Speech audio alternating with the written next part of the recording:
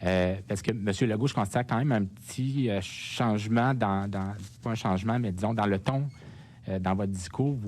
Vous avez salué dans les derniers jours une certaine baisse des hospitalisations, mais là, vous dites, attention, là, faut pas mettre fin à la directive de délestage. Est-ce que je dois comprendre que dans les nouvelles projections que vous devez avoir, l'éventualité d'une troisième vague et d'un impact sur la capacité des hôpitaux est inquiétante?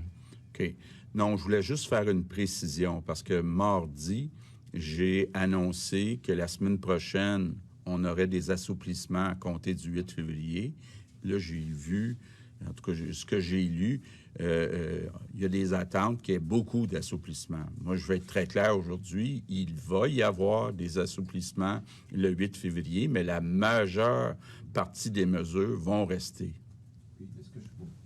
J'aime pas ça, là, rajouter, là, mais chaque changement qu'on a dans les grandes hypothèses qu'on pose peut faire une grande différence. Le fait qu'on retarde les vaccins d'une autre semaine pour nos personnes les plus vulnérables, c'est pas des bonnes nouvelles qu'on a eues du côté des vaccins aujourd'hui, là. Soyons clairs, là. Alors, nous, on avait des gens qu'on prévoyait faire dans les RPA, puis qu'on n'est pas capable de faire en ce moment. Bon, alors, il faut tenir compte de ces circonstances-là aussi, de toutes ces... Vous parlez des variants, mais moi, je vous parle des vaccins. Alors, il faut en tenir compte aussi dans les hypothèses qu'on pose. Maintenant, je vous dirais sur la vaccination, on continue de faire le travail. On a déjà engagé par Je contribue, puis je pense que c'est important de le dire.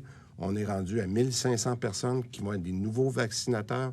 On est en train de les former en ce moment. Donc, on fait des choses en attendant. Mais je vous dis juste que ça, c'est une autre variable qu'on a hâte de commencer à vacciner pour éliminer nos personnes vulnérables. M. Legault, ce que vous dites, mais comme les restos au Québec, là, vous dites, oubliez ça. Là, je veux dire, quand vous dites les attentes, là, les restaurateurs qui disent, on va ouvrir les salles à manger.